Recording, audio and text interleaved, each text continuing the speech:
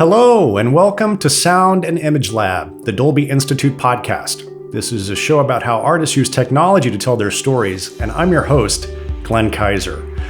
Today, we're wrapping up our coverage of this year's Academy Awards with a focus on the Best Animated Feature Film category.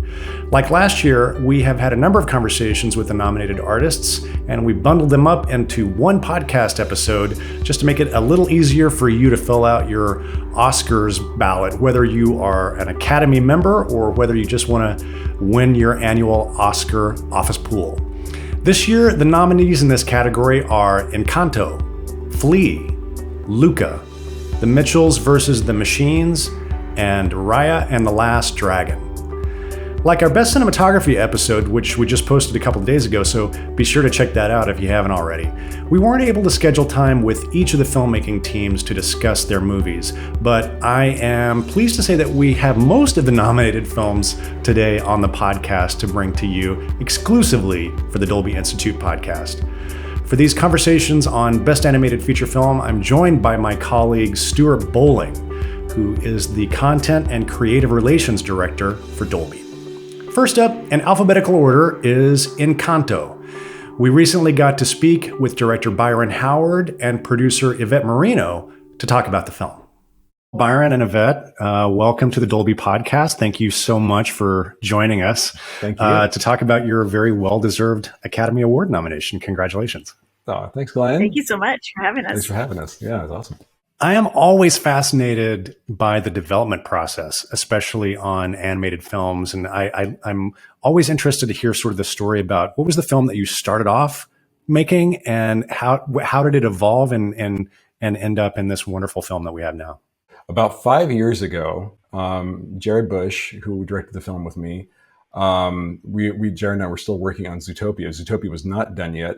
Jared was actually doing double duty because he was also writing on Moana, Ron and John's musical with Lin-Manuel Miranda, and that relationship between Jared and Lin was already very, very strong. They had a great time working together, and so the three of us started talking about if we could do something next, what would we do? And Jared and I were like, it's got to be a musical, 100%, of course, with Lin. But Jared and I are longtime musicians. Both of us are trombonists. Hilarious. I'm not he's better than me, but it's not the coolest instrument to play, but it was a bond. And, we love music. We love the storytelling through music. And all of us in the very beginning, talking 5 years ago, we decided that the movie was going to be about family, but not just family is good, which it frequently is, but also family is complicated. It's very complicated and messy. A lot of us have dysfunctional families. A lot of us have large kind of, families where conflict is part of the daily routine. And we wanted to talk about that and represent that. We thought if we could do that and show a big extended family, which Encanto did wind up being about a dozen characters in that house, a dozen family members. Lin, to his credit, really doubled down. He said, I am all in. It was a very complicated thing to ask a songwriter to do. But because he was with us on the very, very first moments of the film, and he stayed with us the whole time, even, to this day, after, 5.5 years, he was on that whole journey. So he was our story partner, as well. And then when Yvette and Charisse Castro-Smith, our co-director and co-writer, joined us, that team got even stronger and more invested. And really, it's been 5 years of learning not only about the culture of Colombia and extended families and diversity, but also a lot of kind of in-room therapy of talking to each other about our family experiences. So we know each other so well. So anything you want to know about Yvette, I can tell you right now. Got all the dirty secrets. These films, they really, they go on quite a journey. I was on the film probably for about 3 years, and our process at Disney Animation, early on, the director spent a lot of time in development, doing a lot of research. And then once we kind of move into that, okay, now we're really going to start making the film. We start designing and doing research. Our amazing, production designers and artists, viz dev artists, do all this great research on Colombia and character design and all that. But we really start kind of screening the film. We'll screen our film. I think for Encanto, we screened 8 times, and every time, we we put it up and we work hard just to get it up, and we screen for our story trust, which are the directors and writers, and Jennifer Lee in our studio. And where they just kind of, we all get in a room and say, okay, what do you think? And that process is so amazing, because it's so funny, because the moment we put it up and we screen it, we work so hard on that version. And then by the end of that day, it's an old version, and we're, really trying to move on to the next one. And so, but it is I think because I started in editorial, it is one of my most favorite things of our process, because it's very, very difficult, and it's very taxing just to get there. And then to know, to hear your colleagues that you respect and, who are amazing and working on their own shows across the studio come in and talk about, questions. I didn't really get this. But really it is how the story just progresses and gets better. And each time it would just get better and better. And then, as Byron mentioned, because Lin-Manuel was on so early on, he was there for every single screening. And we would sit, after, once we were home, we'd sit there with him for hours afterwards and just really kind of go through not just the songs, but we would talk about the story and kind of how the songs and stories can be so intertwined. So, Byron, you said earlier that you knew from the beginning that Encanto had to be a musical, and I wanted to ask you about that because, of course, Zootopia was not. But you chose to work with a kind of a promising up and coming songwriter, Lin-Manuel Miranda. Yeah, you've heard of this guy? And I have to say, we had the pleasure of having Lin-Manuel on the Dolby podcast a couple of months ago, talking about Tick, Tick, Boom, which is just an extraordinary movie. So good. So obviously he's a very accomplished and talented director on his own. Can you talk about working with Lin-Manuel, the process of developing the songs, and how that went for you? Yeah, well, Lin was really just amazing to work with, because again, you could feel that he was completely invested from day one, and he didn't try to micromanage his part of that team. Like, he was really there, and he told us repeatedly, he would let us know like what music can do when the moment is right. And it's like Jared and I, we built sort of the early concept of the film, this idea of the young girl who was ordinary among an extraordinary family. That was a key idea that really landed very early in pitches, before we knew Mirabel's name, before we knew the family was called the Madrigals, before we knew it was in Colombia.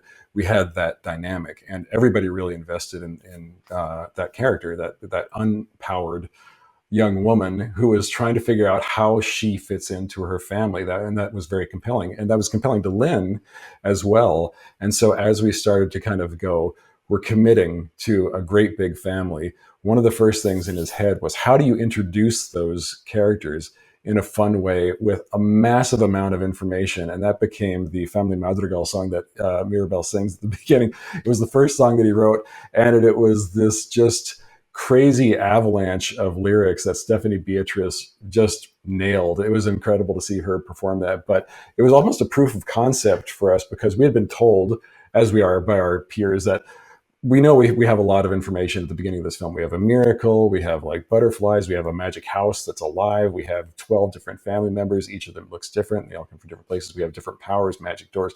There's a lot of stuff to cover in the first 10 minutes of this movie. So Lin really stepped up and said, well, let me take some of that off your shoulders, and let's carry that in that first song. And throughout the whole process, anytime we got to moments in the story that really needed to be expressed in music, like Mirabel's song, Waiting on a Miracle, Surface Pressure, Luis's hilarious song, Dos Oruguitas, the beautiful ballad that he wrote to kind of herald this reveal that Abuela makes to Mirabel about the truth behind their exodus and their search for a new home, and the loss of the person that she loved the most in the world, and what that did to her 50 years ago. He was so good at knowing when to jump in and make music a perfect storytelling tool. And then Bruno, of course, we don't talk about Bruno, which just blew our mind how that caught on.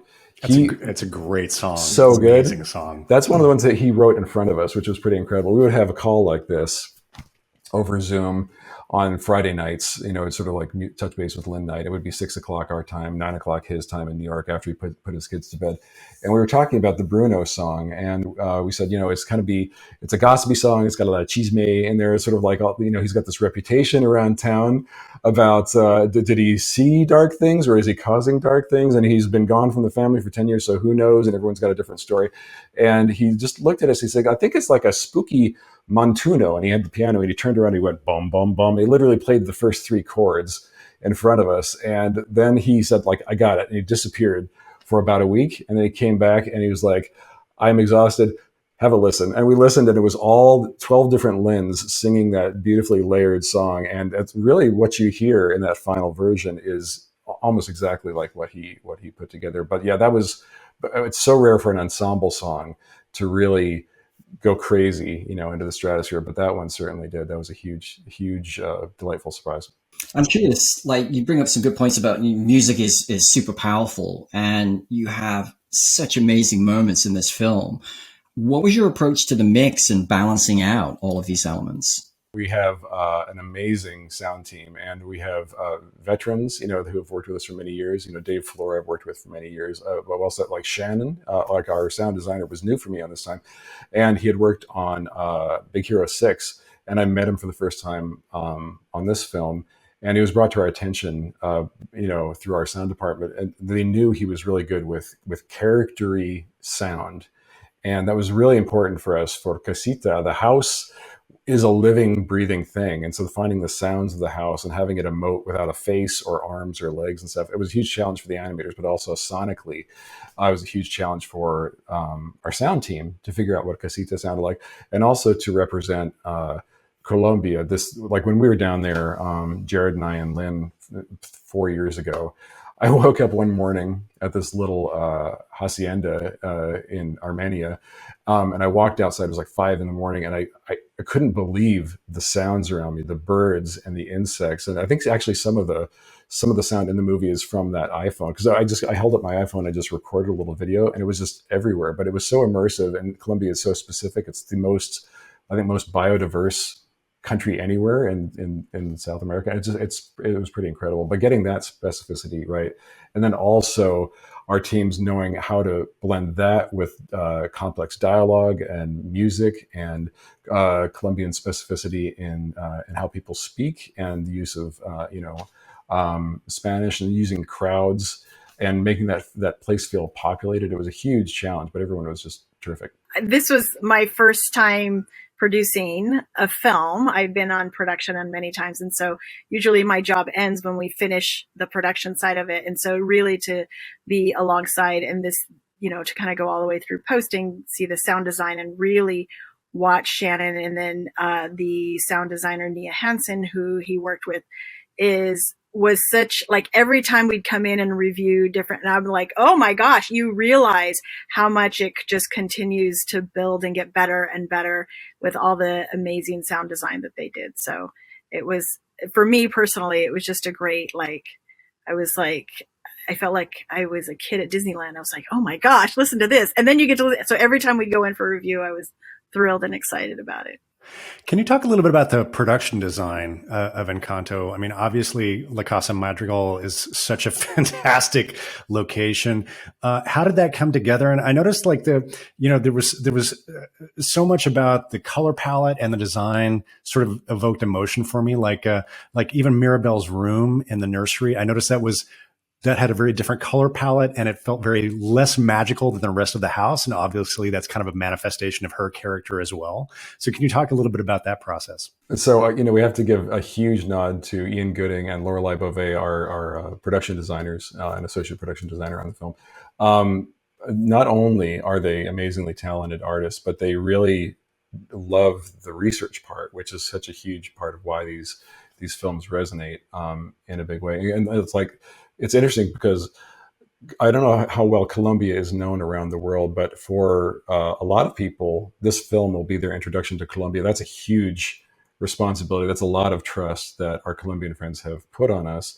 So not only do we rely on research trips anytime we could. And that was a little bit limited because of COVID. We would have had more people go down there if we could, but we also established a Colombian cultural trust, about a dozen people, experts in everything from botany to dance and food and ethnicity, that worked with our artists for 5 years, really weekly, to get all this stuff right. So everything from the black chamba pottery that's in the kitchens, to the handmade tiles, to the cloth, which is different for every single character. So that the authenticity was super important in the representation. Beyond that, we also had the storytelling behind the family. So you have a dozen people in a house, who's related to whose child is whose child. And like that, so the brilliant Lorelei Beauvais, our associate production designer, came up with this color genealogy. So if you look at the cast, you can tell with the warm colors and the cool colors whose side of the family is whose, and that goes into their rooms as well. Like Mirabel's room, as you said, is simpler and very plain. It's the nursery. It's not magical. It's not a magical room beyond what the house does normally, opening shutters and doors and floorboards, that kind of thing.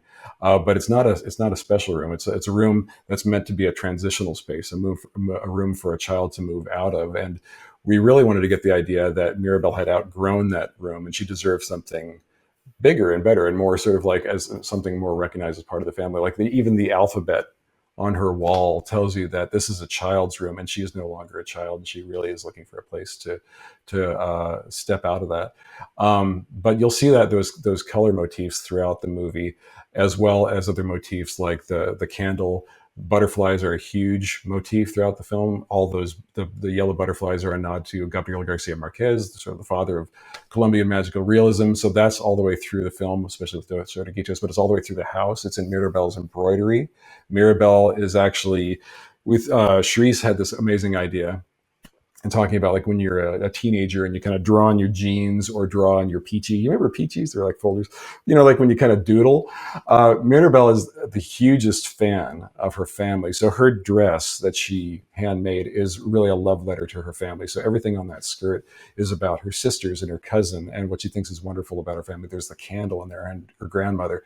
So she really wears her emotions on her sleeve, literally. And that was, all coming from discussions from story and from the writing and from our art department. But again, people going to the ends of the earth to tell a story in every way possible, which is pretty impressive. Yeah, there's so much of our production design it all starts with research and really learning, the world that we're creating. And we had such a beautiful basing it in Colombia and how diverse, we quickly fell in love with how diverse Colombia is.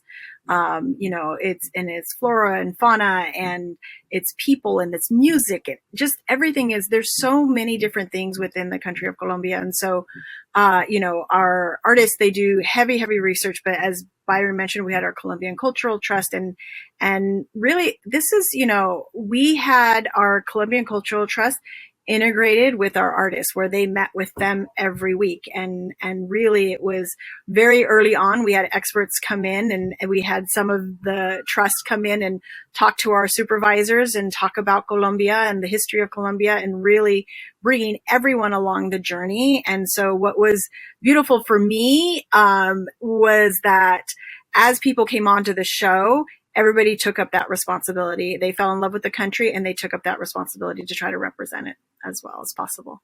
What was your approach with a technology like high dynamic range, and how did things like Dolby Vision help you visually unlock possibilities? Oh yeah, that HDR has been incredible over the last couple of years. We when we were working on Zootopia, HDR, that was one of the first films we did sort of native to HDR. And then later I went back and I kind of looked at a version of Tangled, which had been updated to HDR, and just the vibrancy and the magic, they like these pure whites and just the brilliance of the color and the deep blacks. And I think that's why, if I look at Encanto, I think we'll sell a lot of televisions because it's so pretty, and I think because the idea behind the art direction on the film, very early on, Charisse Castro-Smith said something that became a tent pole, a guidepost for myself and Jared about how this movie should look and feel. Is that she said, I think this film should look romantic, meaning that all the decisions should come from emotion, and it really does. And that goes for character design, that goes for what they're wearing, that goes for the lighting. that goes for the atmosphere in the sky, how many clouds, and sort of the deep colors. But I think the fact that this is a magic story that's inspired by magical realism, we wanted it to feel heightened. So the colors are deeper and richer. The blacks are blacker. The colors in Bruno's magic is more intense. That candle flame is brighter. And that's where this extended dynamic range is really key. Like, it's unbelievable for me to watch it in HDR and then watch it in standard definition, because the difference is so pronounced, especially with this film. So it really takes advantage of that new ability of the high dynamic range. Yeah, and Dolby Vision is the perfect example of that, because like seeing something as it was meant to be seen, as we saw it in the studio, as we were making it, and as we hoped people would see it at home. I think that the quality, the clarity, and just the depth that that has just blows me back in my seat when I see it. Again, seeing everyone's efforts come together and being so beautifully represented, no matter where you view it around the world, is pretty incredible.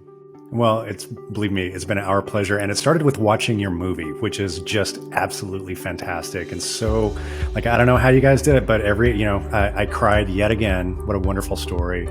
Congratulations on an incredibly well-deserved Academy Award nomination. Thank you, Glenn. Well, thanks, Stuart. Thank you for having us, and thank you for this podcast. I think it's great. Many thanks to Byron and Yvett and the whole team behind Encanto. Next up is Luca. Here's our conversation with the film's director, Enrico Casarosa. All right, Enrico, thank you so much for joining us today to talk about Luca, and congratulations on your Academy Award nomination. Well deserved. Oh, thank you. Yeah, it's a pleasure to be here. I'm always curious, especially about Pixar films. I know the development process is so rigorous there. So can you talk about actually developing the story and figuring out kind of what that was going to be, and how did it evolve over the many years of the development of the film? Yeah, it is quite fascinating. There were a few different incarnations of this idea, even before we kind of got the go ahead. When you propose ideas, usually you pitch 2 or 3 ideas at Pixar. And having done a short, I was kind of like in the back of the class going like, could I pitch some feature ideas? And when I did, there was the first version of this story was quite different. It was actually more about a father. It was more, I was a little more of a father figure in it. And I was thinking about, my daughter, and the sense of being away from your own culture and having to re-embrace it. And so it was more actually someone who had moved here to the States and was going back to Cinque Terre, back to Liguria, and found that his family had this, and so the girl was more at the heart of it, and found that her grandpa fell in love with some sea creature of sorts, so that she had this possibility she didn't even know it, and she had this possibility to transform. That was the first version of it, and it had this idea more of kind of going to discover your roots and really finding out that you have this, of course, magical side to your family. And then we realized, well, actually, maybe it's more interesting to just really be in that world right away. And those were some of the first few notes. And when I pitched the idea that then got greenlit for development, it was more about, I shifted it and gave it kind of the heart of it was my best friend and I, and this sense of growing up sheltered and timid, and remembering my best friend being such a kind of a passionate troublemaker.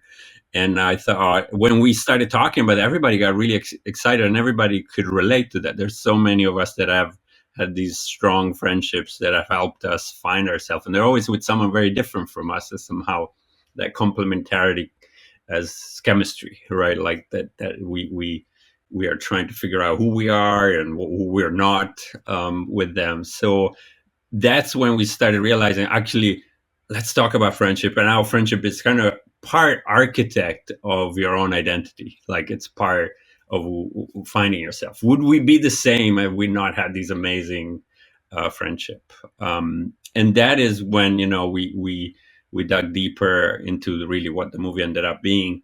I'd say that the first version also was much more adventures. There was a whole quest side of it, and they were trying to to completely turn themselves into humans. And there was a huge finale where Alberto was turned into a Kraken. He kind of went to the dark side, and it was more about Luca trying to calm the huge Kraken down. In the middle of, very much of the humans and the sea monsters all fighting. And it just felt really off that it just felt like the heart of the movie showed ourselves it was the relationship. And there's something so charming about the scenes that we wrote with Alberto and Luca, like this boisterous, full of, confidence, but not, of course, not really knowing much. There was something so charming, and the emotion was coming from that. So we realized that really we needed to focus on that, and that's when we really thought much more about the relationship. We mapped it out carefully. Here's when they meet. Here's when they start really helping each other. Here's when they don't help each other anymore because jealousy starts to happen. And here's where they're going to knife each other in the back, And so that gave us, and we found the ending like a good, I think it was already a year and a half in, we realized, after I talked to my best friend, that one of the big parts was actually we had to go our separate ways to grow up. That there was even a sense of like that if you only hang up to friendship, you're not living your full potential. And so that kind of had us thinking. We found this goodbye, this bittersweet ending that felt very true. It felt also very true to me leaving Italy. So, so many times I experienced what Luca experienced there, because you're saying goodbye to your family, to your friends, but you're also full of joy and potential going in toward your path.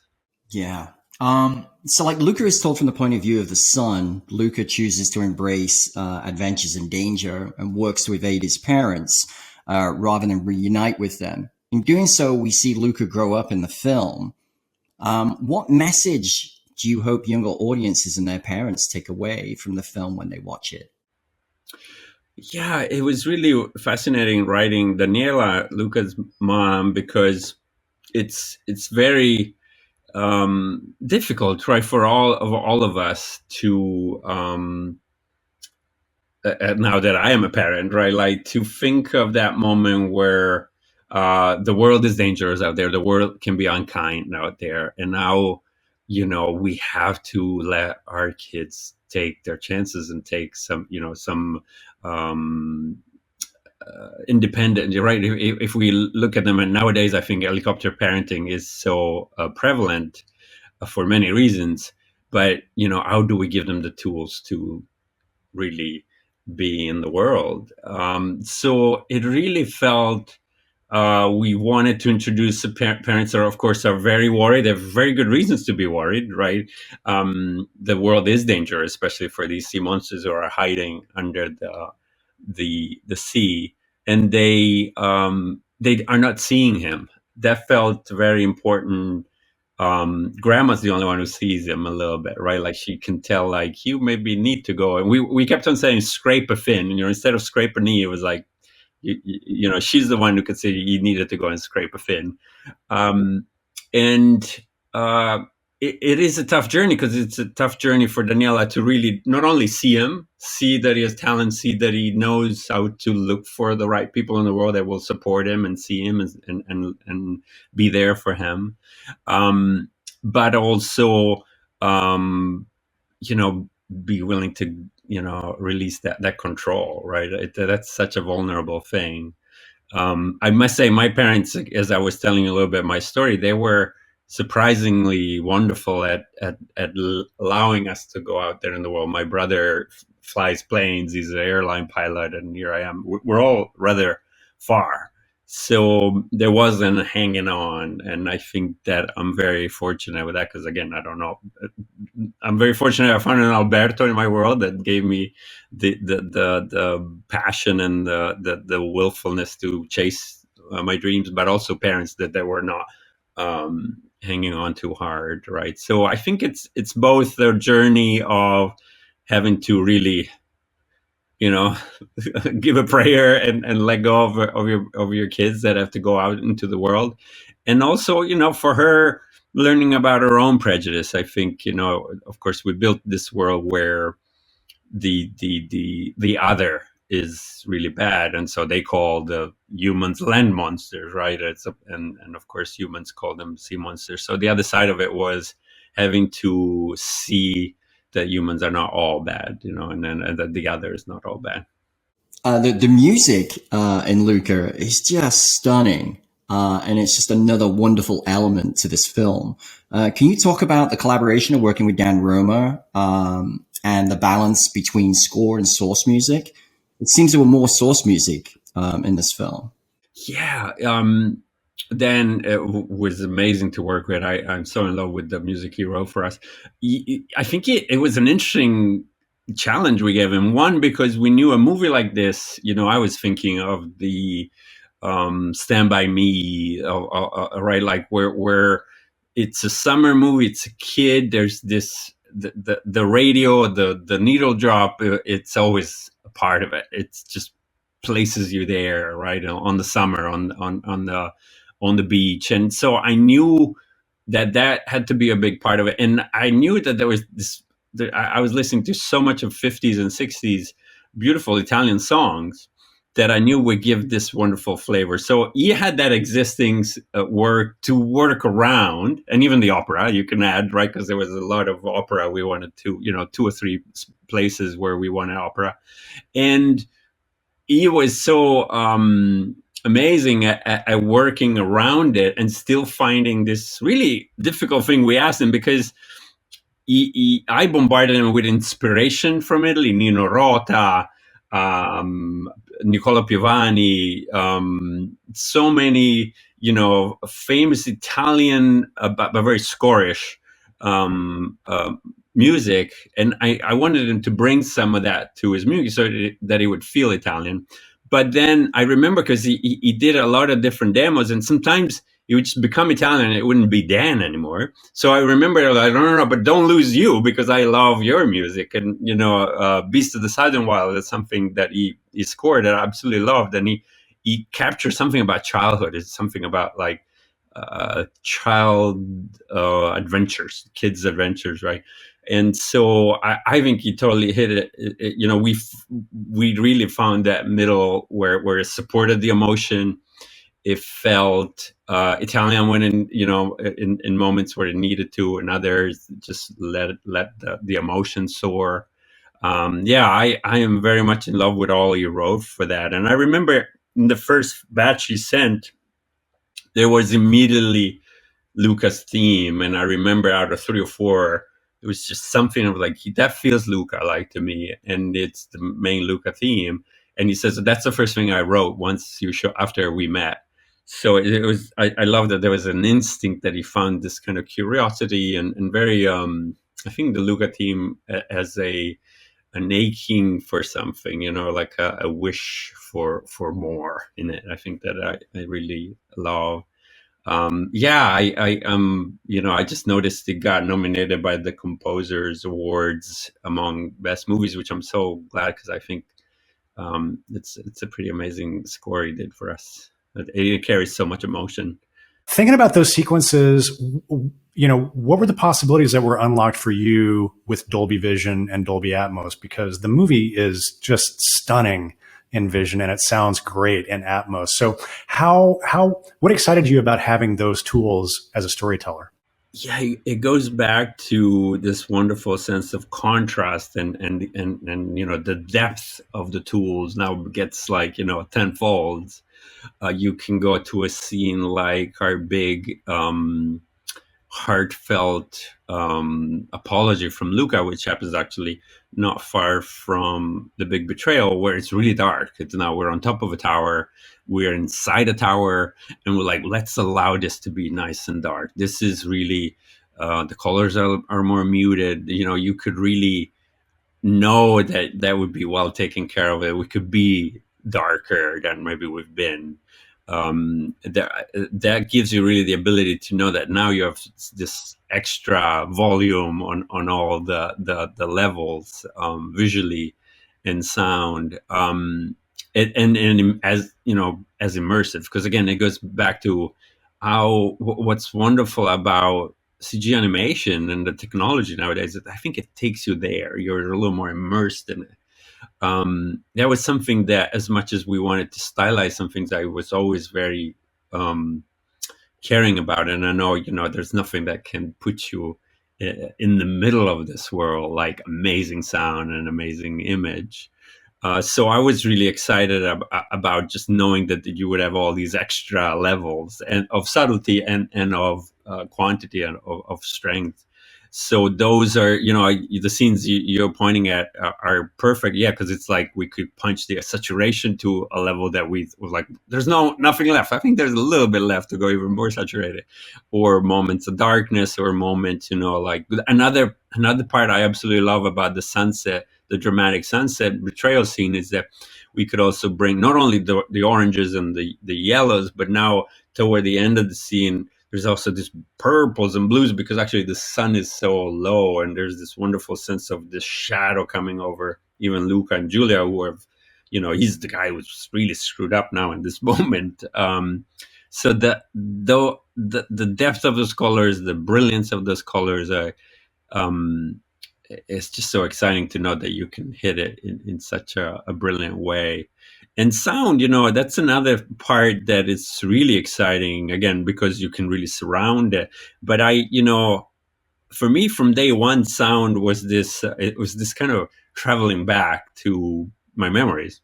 I remember it took us forever to find the right swallows that we have there for 3 seconds, but they're real swallows for Italy, and there's a certain crying that they do when they're flying around and eating in late at night, kind of in the evening, so it was really authenticity and the subtlety of it, or a wave sound. The waves in Liguria are very, very specific because there's big rocks, so it's not a sandy, splashy wave. We wanted a little bit of the sense of these pebbles that get rounded off and beat up by the waves that would be in it. So I always thought that the specifics, of course I had them in my head, but I think it was also, I wanted the grandma from Genova to kind of go like, oh, that's the right pasta. And that's the right sounds. Oh my God, it's going to take me back to maybe I haven't been. So I knew that needed the highest quality of kind of experience. And by this, many of the stories we heard from Italian Americans or from Italians have been really wonderful to kind of, for people to say like, oh wow, that felt really like I was there. So we knew we had to treat that very, with a lot of love. Well, that's fantastic. Enrico, thank you so much for taking the time today to talk to us about Luca. It's a great film, and congratulations on your really incredibly well-deserved Academy Award nomination. Oh, thank you. My pleasure. Yeah, it was really fun to chat. Thanks, and thanks so much for taking care of this movie on these amazing, beautiful screens. Many thanks to Enrico and the whole team behind Luca. Next up is The Mitchells versus the Machines. Joining us is the film's co-writer and director, Mike Rianda, as well as the producers of the film, Phil Lord and Christopher Miller. So, Mike, I know you developed this story kind of based on your own experiences with your family. There's a lot of autobiographical stuff in this, and also you seem to be exploring some really powerful themes of humans' relationship with technology. Tell us, what did you set out to express with the film? And I'm curious, did you learn anything interesting about yourself through the process of making it? It was sort of tricky because I wanted to be really sort of really subtle with the themes, but ultimately it's about a couple of things, especially if a movie's this long. You make it over the course of this many years and stuff. You sort of learn and grow as you're going. But one of the first ones was sort of just that family is one of the most important things in the world, and our relationships are what make us human. And you can always strengthen those relationships with effort. I'm a big believer in trying very hard. I'm a try hard at heart. And I do think that, so that was one thing. And another thing, is just that it's so easy to sort of demonize technology.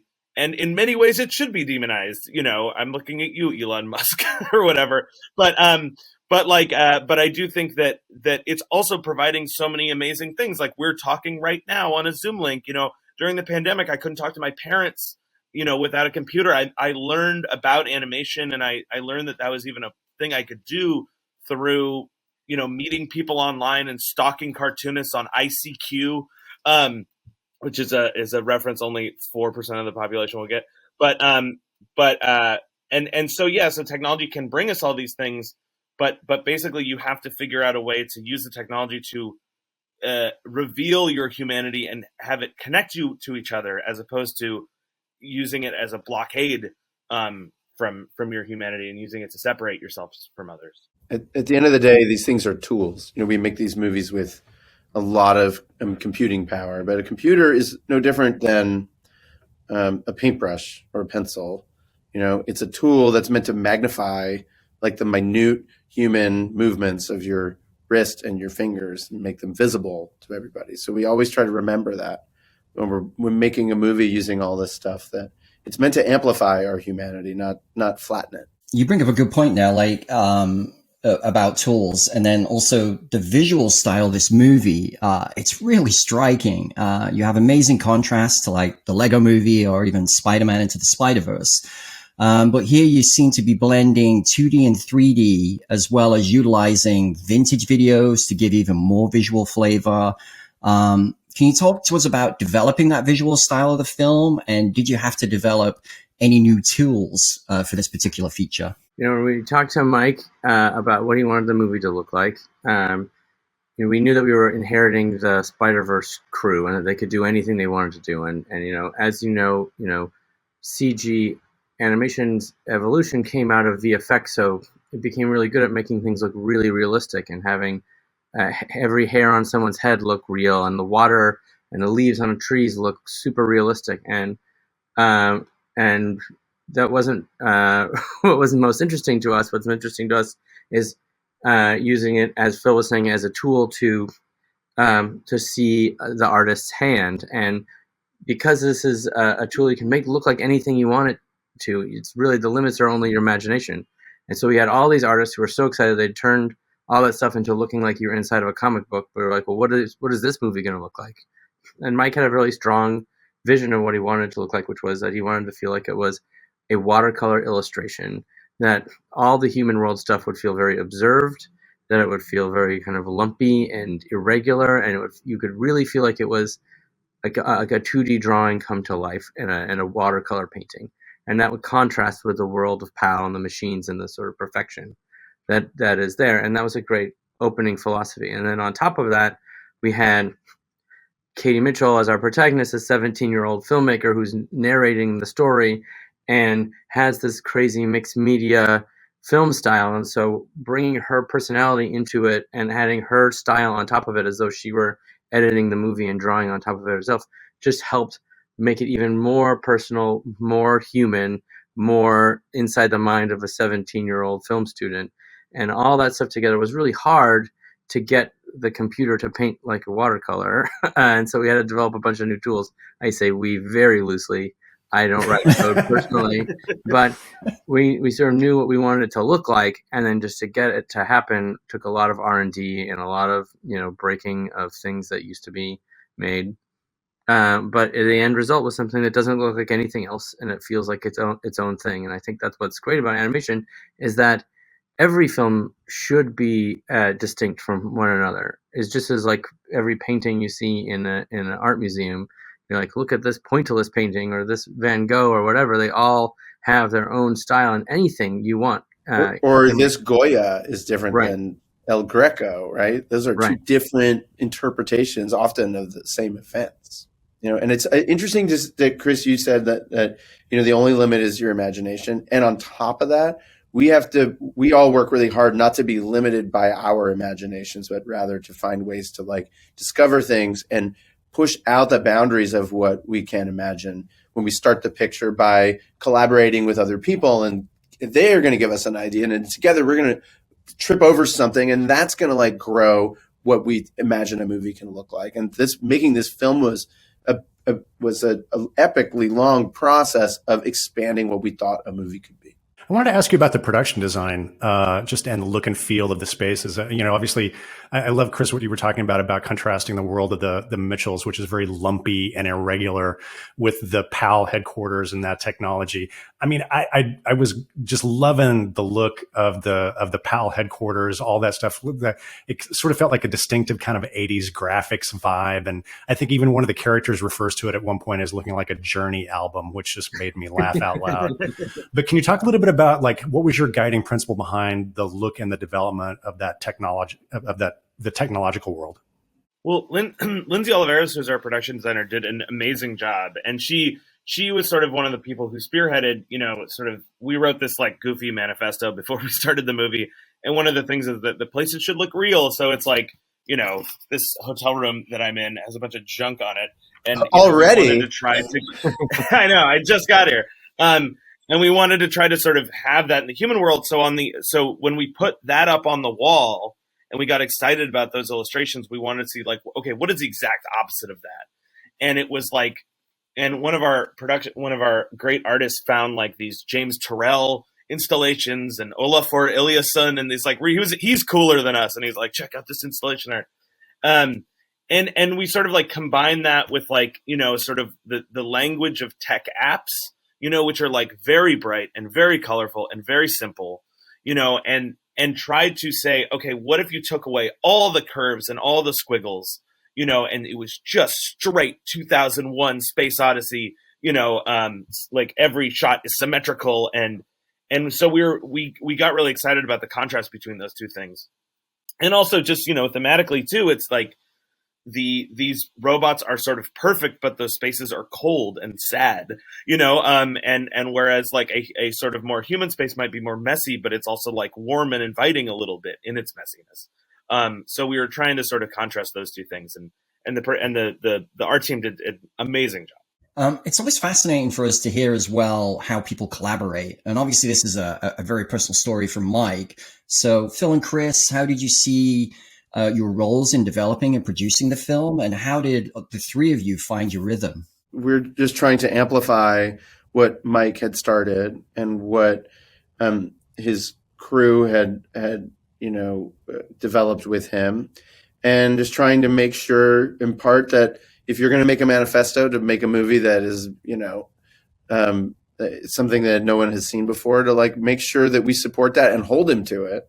And sometimes there were moments when, it would have been convenient to shave the edges off of that, because there was a lot of pressure on a first-time filmmaker to be reasonable, right? And make it easier to produce and make it easier for the film to fit into the pre-existing pipelines and software.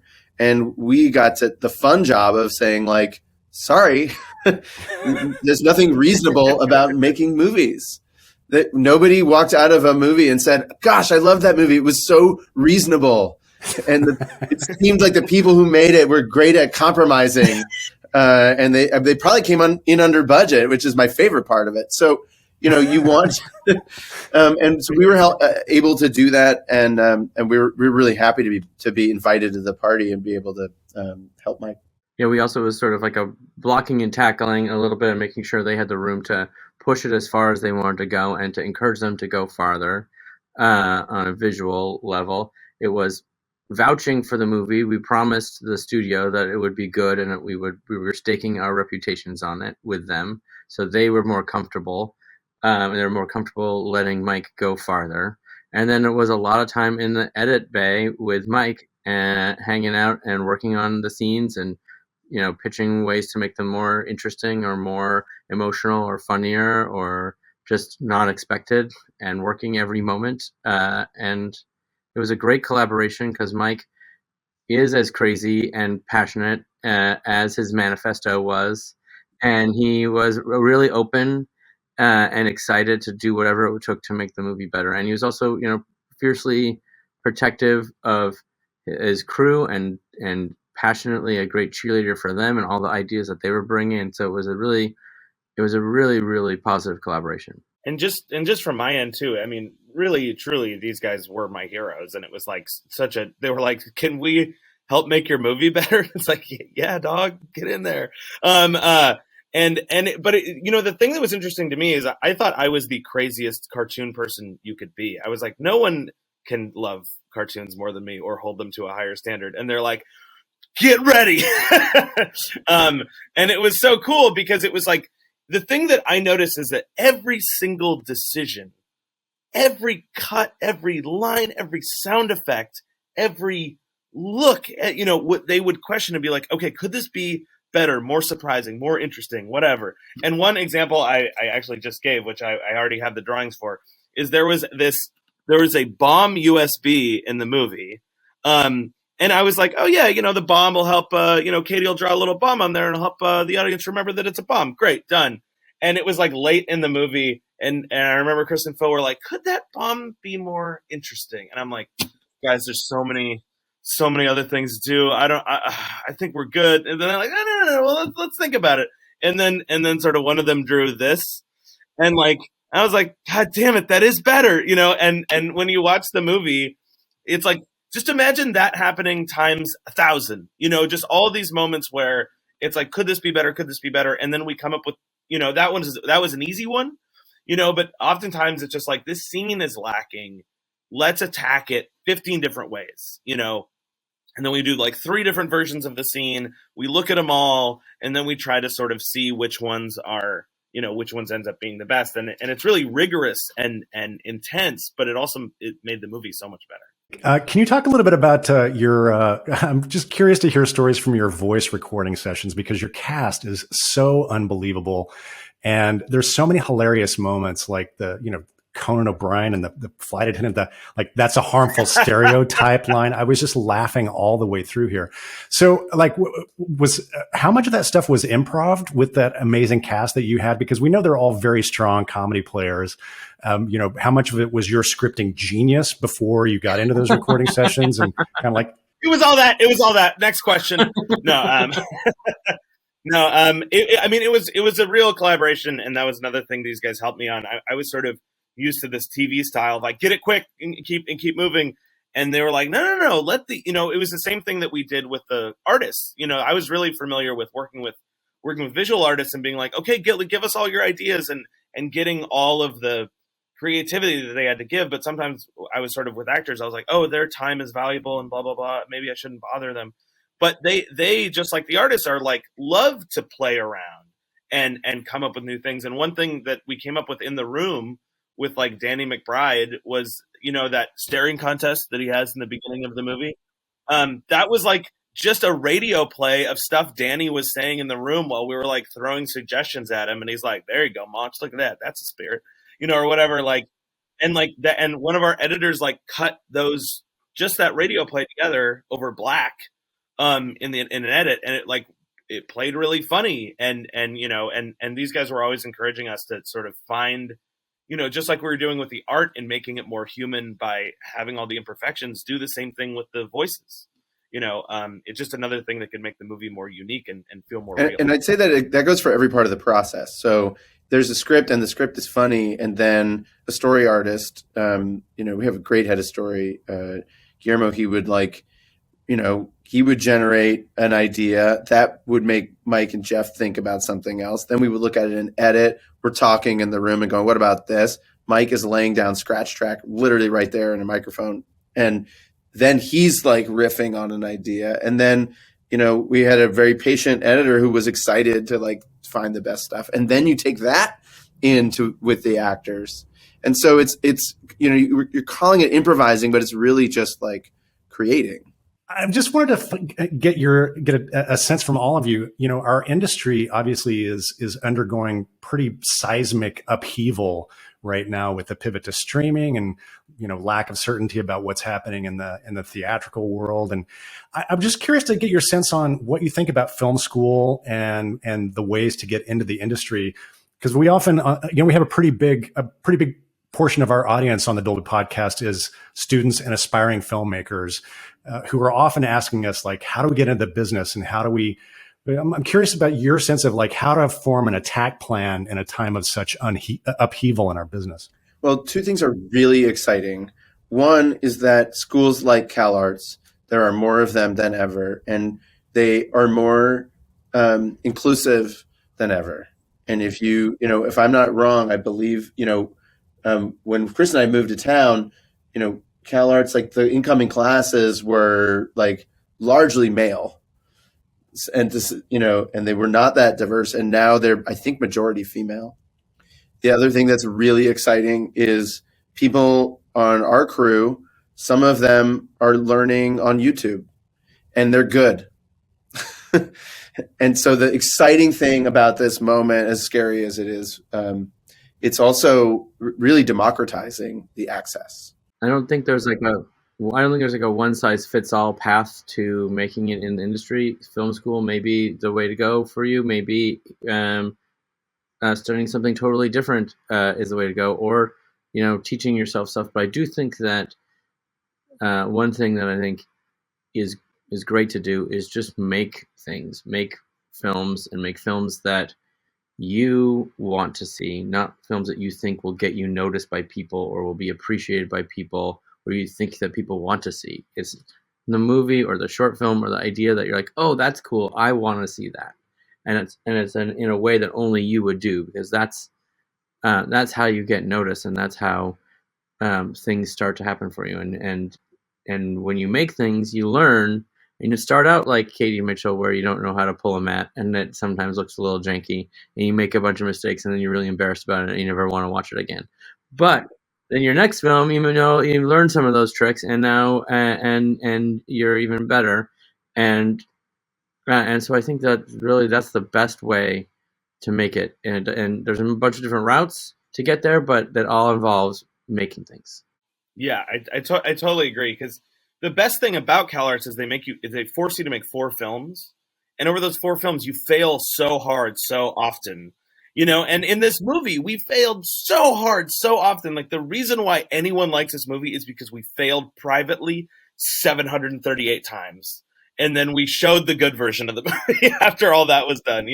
Like, it's and also, if you're out there listening, it was terrifying making this movie. You know what I mean? Like, I just think that when you're making something, don't be dispirited if it's hard, or if it sucks. Just do another version, make it better, or do a new film, forget about that one, and make better. I sort of described it in a very morbid way, but it's like you basically, there's a gap between where you are and where you want to be. And you just have to fill that gap with the corpses of your failures. And then you can just that is really funny. There's walk along that bridge. There's a famous line from Chuck Jones that he said that his teacher at CalArts, which was then called Chenard, said, "You all have 10,000 bad drawings inside of you, and you better start getting them out now." Which I think is it's also a bit dark, but the idea is, you need the pencil miles, and there's no shame in making mistakes. And I think one of the things I love about the movie that Mike made is that Katie Mitchell's art and her films, right? She's like exuberant and willful, and she's not constrained by anything like taste or worrying about how it's going to play. Right? She's just making it. And that stuff is on screen, the same screen as all of these amazing pixels that are made by people that are the top of their field, veterans who've been doing it forever and are amazingly skilled. And I love that those things are in the same place and they are elevated to the same level because they belong together. Katie's, every emerging filmmaker, your work belongs on that screen. That movie is welcoming that. And I think all of us here wasted too much time worrying about whether we deserved to be there or deserved to try or deserved to make movies. And we should have just been doing it. Well said. Mike, I love walking on the corpses of all your failures. I think that's a brilliant metaphor. We surfed on those corpses into onto Netflix. I got a question for you guys with regards to, obviously you had to create tools, technology changes while you're making movies. How do you feel about technologies like immersive technologies like sound with Dolby Atmos, and then even high dynamic range for things like Dolby Vision? How do they help you? Well, I think people often forget that the sound experience is half of your experience going into the movie, right? People are like, oh, you're going to see a movie, but you're going to hear the movie too. And it is so important. It tells you what's important. It tells you where to focus. It makes you feel the things so deeply. And so we're very, we love to use the whole room and the space of the whole room. We got to work with some of our favorite mixers on this film again, like Michael Semanek, and who's really great at all of that stuff. The high dynamic range. He's always really good at telling us story all the time, and we paid for the last 2 weeks of the mix, I think, ourselves.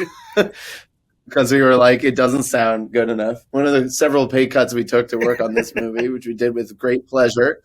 Because it's all about the product. And one of the things that that Atmos can do and a great mix can do is it can make your soundtrack subjective, so that there are sections of the movie where you only hear what Katie can hear, and you only really you only can hear what Katie's listening to or what she's paying attention to. And likewise, you'll go and be with Rick, and there'll be so much sound that he's overwhelmed, and it'll be coming at him from every possible angle, right?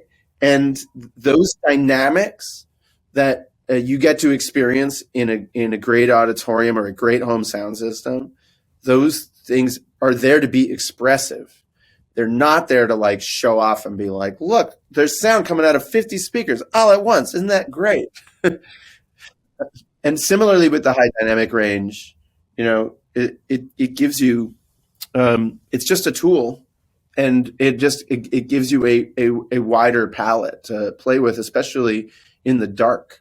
Like we have a scene in the movie where Rick is watching old videos at the beginning. Before the TV comes on, it is very, very dark in a way that most animated movies just don't do. And, when you have, a lot of room in the blacks and in the darks to have subtle gradations in there, you can still see what's happening. You're not confused, but it gives you a feeling and an emotion that you can't get when everything is just crushed into sort of a boring gray. Now it's also a tool that can be misused, right? Just like technology itself, like there's a lot of things that, sometimes you want a filmic look, things get blown out, but in the high dynamic range, suddenly you can see all that stuff in the brights, and there's information there that you don't want to see. So you sometimes have to like put limiters on it if you were going for a specific look or idea. And there's a lot of like, again, like the old video effects that we were doing on some of those old films that you wanted to sort of just have it get blown out into nothing. But it's great to have the capability to use like the darks and the lights and everywhere in between if you want them, and you just have to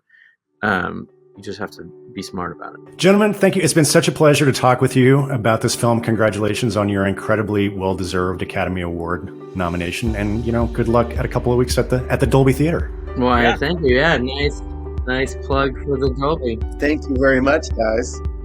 Many thanks to Mike, Phil, Chris, and the whole team behind the Mitchells vs. the Machines. Next up is Raya and the Last Dragon. We got a chance to speak recently with the film's director, Carlos López Estrada, and producer Osnat Shurer about the film. Carlos, Osnat, thank you for joining us to talk about Raya and the Last Dragon. Carlos, this is your first animated feature. And of course, my audience on the Dolby podcast knows you well. You've been on this show before most recently talking about Summertime, which could not be a more different movie than Raya and the Last Dragon. And of course, I got to know you when we got to collaborate with you on Blind Spotting. So this is your first time doing feature animation. And I'm just kind of curious, you talked a little bit about how you got involved in it, but how did you adjust to working in animation? And obviously, this is a much bigger scale project than the other movies that you've directed as well. Yeah, I mean, everything about this was new and exciting, but also challenging. Scale-wise, the amount of people that work on this, the process that Disney Animation has for putting their stories together is so specific. And it was easy because I had people like Don, I had people like Osnat, I had people like Jen Lee, who I think, first of all, like really trusted me to do this, and then were really helpful in showing me the ropes, because there's so much that I didn't know. And I remember when we started working on it, I sat with Don in my office, and I was just like, hey, look, this is an incredible opportunity. I'm so happy to be doing it, but I will only do it if you like formally take on the role of my mentor, because I can't pretend that I know how to do some things that I just obviously don't know how to do. I know how to put a movie together. I think I understand the concepts of directing, I imagine, are going to translate well, but there's, so much that I will need patience and help with. And he told me that day, like, I fully on board, and like, I got your back. And I think that was just the start of the process. Then there was a lot of adjustment, and there was a lot of learning, and there was a lot of because also Disney Animation is so collaborative. I think that it's easy to find your way in the movie making process here, because you really are like every day sitting in rooms with at least 5-6 people, and you're always building off of each other's idea. It's not as lonely as sometimes directing independent movies is, where you have the answer or you don't. Here you can find it, and you can try stuff, and you can be wrong, and you can sometimes let someone else take the lead and then jump back onto it. So there was a lot of that I think was really helpful, and just generally people at Disney Animation, I think, like, welcomed me very warmly. So it's been a nice experience. You mentioned Don, who's obviously a legend in the animation world. How did you work together in the process, and what were you able to learn from him during your time on Raya? So much. I mean, he has been at Disney for so long. He is an incredible story artist. He's an incredible artist himself. Like, he draws and designs, and he's been directing for so long. And I think he's gone through so many different experiences that it was hard to not learn from him, just because being in close proximity. There was just so much that every day felt like going back to school to some extent, where you're like just surrounded by the best teachers and the best artists. So I think more than anything, it was just he's very structured, he's very creative, and I think because the timing in Raya, production wise, we had to move really fast on things. We had to make like really big decisions really quickly, and had to act on our feet. And I think just seeing how, and it wasn't just Don, but just speaking specifically about Don, how quickly he was to make decisions and to sort of like be decisive while still letting room for collaboration. It was kind of incredible to watch, and I think that I learned more than I would have ever learned, just because things in Raya were so drastic, and they moved so fast. I'm always fascinated by the development process for the story and animated films. Osnat, can you tell us a little bit about the development process on Raya, and what did the story start off being, and how did it evolve over time? There was a project kind of kicking around the studio that we all loved so much, and it had this idea of these 5 disparate, very separate lands around the Dragon River, the dragon itself being an Asian dragon, a dragon who, doesn't, without wings, and doesn't breathe fire. It's a dragon who's about life and water. They're water elementals. And a really powerful, real badass, if I may say so, female protagonist, real strong, and a kind of, we were going sort of a little bit in the direction of a Western at the time, but it felt like we could really tell a powerful story. And we started talking about, as a team, as a tiny team, what's really important to us? Like what feels really important to talk about right now? And it's no secret that this country in particular, but all over the world, we've been experiencing such divisions and such, especially in the last, 5 years. And this feeling like we can't even meet, like we don't know how to meet and talk. We don't know how to get together and protect ourselves or make the world better, but even protect ourselves from anything. What do we want to say about that? And why is that important? And how do you solve it? What is the way that you get across the divide? What does it take and from whom? And so it's something that we went deeper and deeper on. We knew it was the Asian dragon, and we went on a first research trip, a whole team went on a research trip to Southeast Asia and discovered it, in addition to the insane beauty and richness of the culture and the fabrics and the food and that, it's an amalgam of cultures that come together to make something greater than themselves without losing any part of themselves. Just like the street food. There's all these flavors that shouldn't go together and they taste amazing. And the sense of this kind of willingness to work with differences, go beyond them and make something together in multiple cultures. Of course, Southeast Asia is a wide region, 650 million people, multiple hundreds of languages and cultures, but underlying it, a kind of a shared sense of responsibility for each other, of willingness to collaborate, of hospitality, of belief in family, both the family you have and the family you make. So we came back and decided that's it. Southeast Asia, we're in love. And we're lucky enough at that point also to accrue amazing writers, and both our writers are Southeast Asian. Our head of story, Fawn Versenthorn, Southeast Asian. A whole kind of a coming together of something that started telling us where the story wants to go. The development process itself, like Carlos said, it can get really painful. You work really hard to solve a problem, and then you show it to your peers in a screening, and they're like, I don't know why, whatever. With Moana was, I don't know why she leaves the island. Really? We've been working for months on this. What do you mean it's not clear? And yet we're lucky enough to have that process from peers and from really smart people. So we dig deeper and deeper and deeper. And there's this wonderful moment when Carlos and Don and Kui, one of our two writers, joined the show, and we were really pushing at, what is this? What does it take?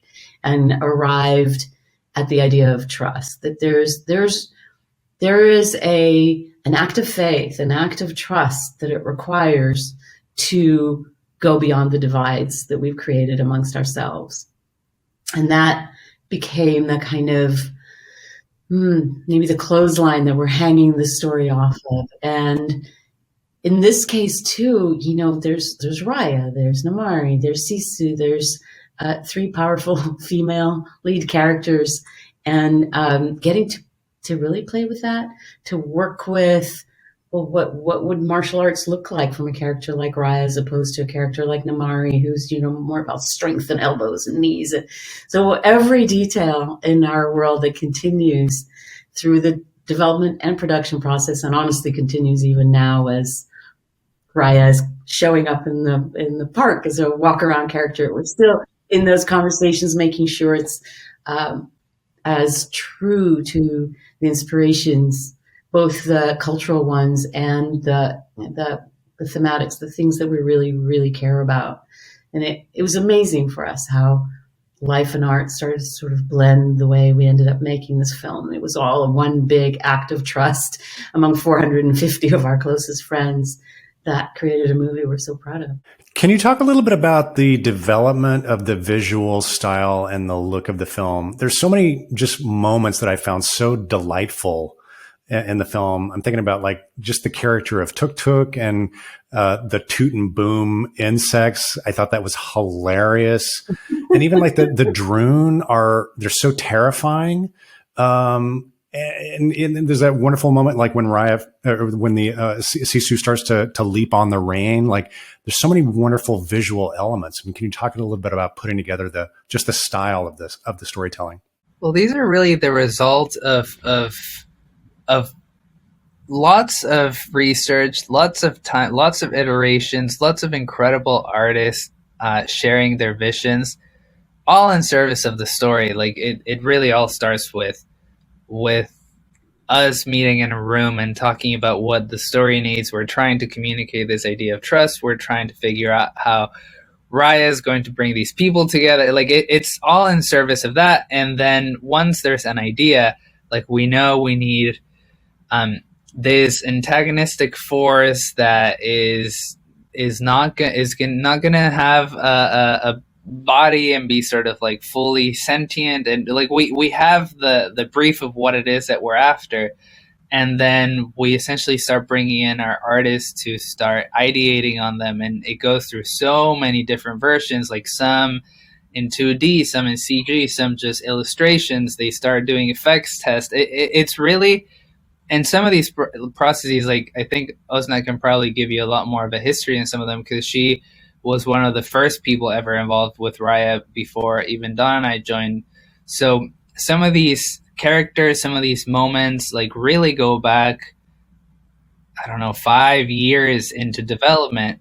And I mean, it's hard. That's why, like in Disney animated movies, like whenever someone asks, like, "Oh, who's responsible for like that one character?" It's, I think, not very often will you be able to trace it back to like that person. It really, it's years and years of conversations, different iterations, different artists, different minds, all coming together and trying to build on top of each other. So yeah, I don't know, Austin, if there's and I know that it goes back to the research trips that our artists took, and it goes like way back.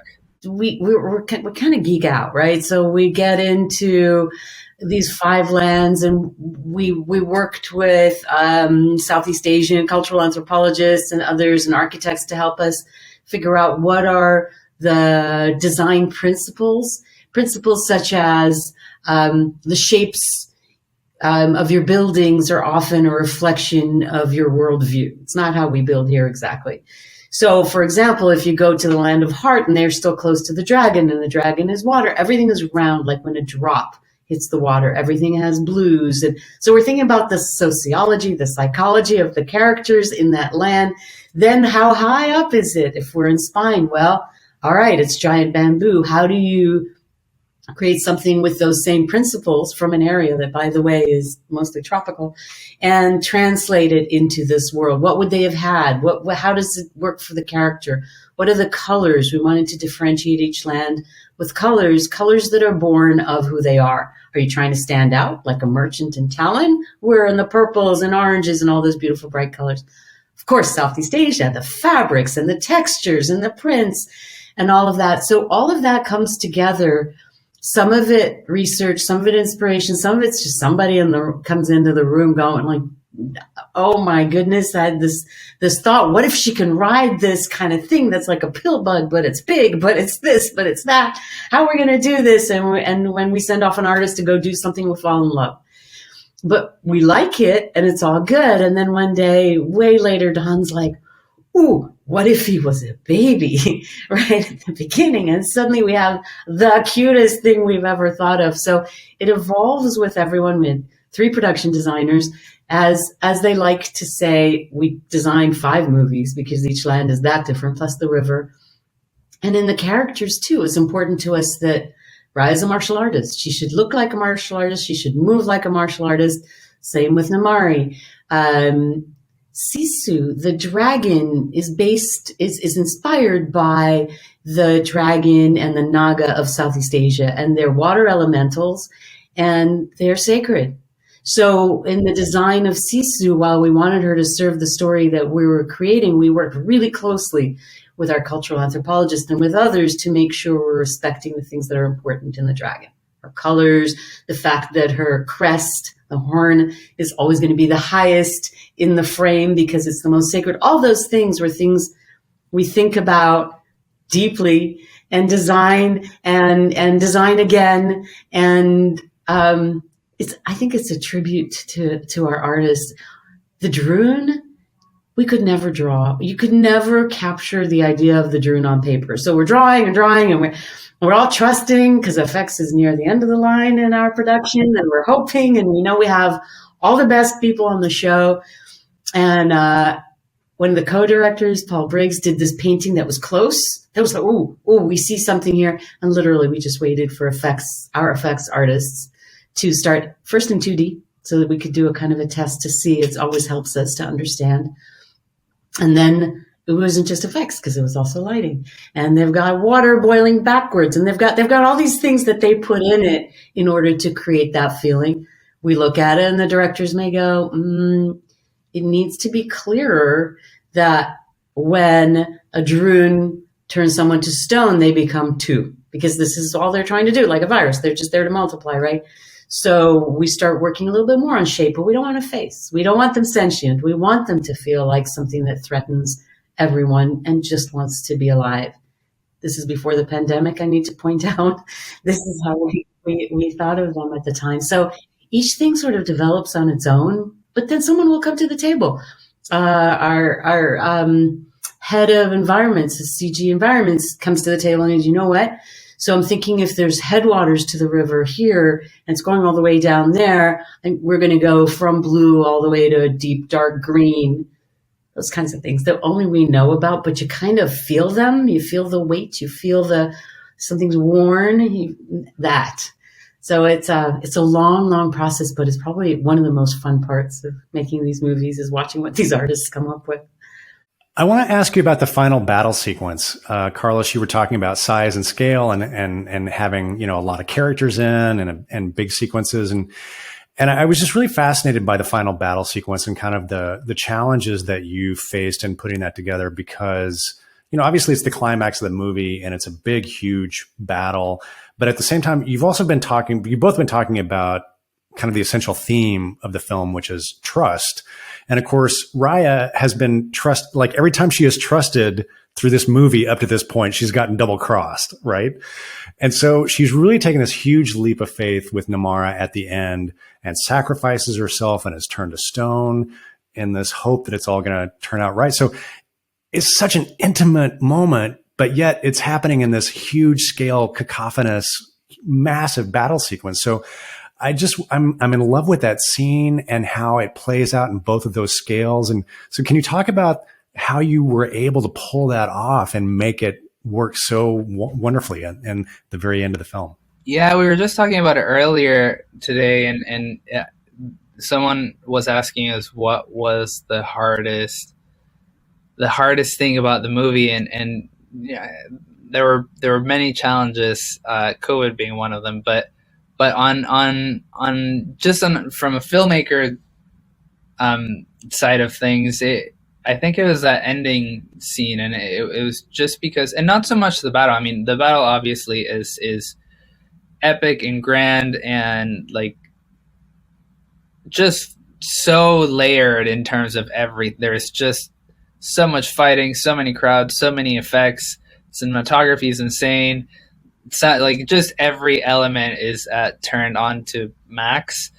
But I think what was even more challenging was the moment after that you're speaking about, Glenn, and that is like the moment between the five of them that eventually just sort of like ends up being Raya and Namari with the task to save the world, and there was just something that was the question that we were trying to answer from the beginning is we've established that what's wrong with the world is that people don't trust each other anymore, and without trust they're never going to be able to connect. Without trust they're never going to be able to see eye to eye or to like really coexist.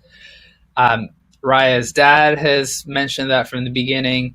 Sisu the dragon, when she comes into the picture, reinforces that, and that's what Raya's been learning throughout the whole journey. But in order to, what this moment at the end of the movie does is that in order for her to like really succeed, she has to prove that it can't just be a philosophy. It has to be something that she truly believes. And the only way that we figure that would happen is for her to trust her enemy, for her to trust the antagonist of our movie. And then it facilitated this moment that I think we're all super proud of, because we've never seen anything like it, where the end of the movie, the final decision that brings that, makes it all okay, we take it away from our protagonist and we gave it to our antagonist. And she's essentially saying, in order for this to work, I need to step away from it and trust that you will do the right thing, and that trust that what you want is the same that I want. And then you're left with that big question, like, is this woman who we've been looking at the least likely person to trust in this movie? Like, will she be able to do what it takes to bring it all together? And she does. And I think that finessing that moment and making sure that it was earned and that it was believable and that it was unexpected, but when she did it, there was enough work before to support the fact that deep inside, even though she had been the force that Raya was battling against, that deep inside there was that humanity and there was that, like, she could trust. So anyway, I think it was the hardest thing to do, just because everything needed to add up to that moment. And if we didn't earn anything in the previous scenes, you would just not buy it, or you would just not care about Namari, or you would just feel like it was super manufactured. So leading up to that moment and making sure we knew that it was a special ending, we knew that it was a unique ending, but we didn't really know that it worked until way later, once so many of the pieces were in. We literally had so little time to earn their friendship before we broke it. It was like, once that scene, we kept rewriting, I don't know how many hundreds of times, that when they're girls and they're friends, so that you get the sense through it that either one of these could have been the other had they been born in different circumstances. And you understand that they're kind of two sides of the same thing, which helps you earn, despite what happens along the movie, it helps you earn that moment. Osnat, Carlos, thanks again for joining us. It was a real pleasure to watch your movie, and it's been a great fun to have you on the Dolby podcast. Carlos, once again, thank you. Thank you. Yeah, thank you. This is fun. Many thanks to Carlos and Osnat and the whole team behind Raya and The Last Dragon. As always, all of the nominated filmmakers in the category were invited to join our conversations, but we weren't able to connect with the filmmakers behind Flea before our posting deadline. I'd like to thank all the nominees who joined us today, and best of luck to everyone who's nominated in this category. We are looking forward to Oscars night, which will come to you live from the Dolby Theater in Hollywood on March 27th. You can find links to all the films we've discussed today in our show notes. But before you go, please make sure you are subscribed to us, the Dolby Institute podcast. You can find links to our dedicated podcast feed in our show notes, or you can just search for Dolby wherever you get your podcasts. We're going to be taking a little break to catch our collective breath after yet another exciting award season, but we will be back very soon with some ambitious new programming to go along with our usual coverage of the latest and cutting-edge work on film, television, video games, and even podcasting? All that and much more is coming up, so please subscribe to us. Until then, thanks again for joining us. Sound and Image Lab is brought to you by the Dolby Institute. I'm your host, Glenn Kaiser. Our producer and editor is Michael Coleman. Our executive producers are Amanda Schneider and Jack Ferry, with production support by Taylor Hines, and our production coordinator is Sunny Chen. Thank you for listening.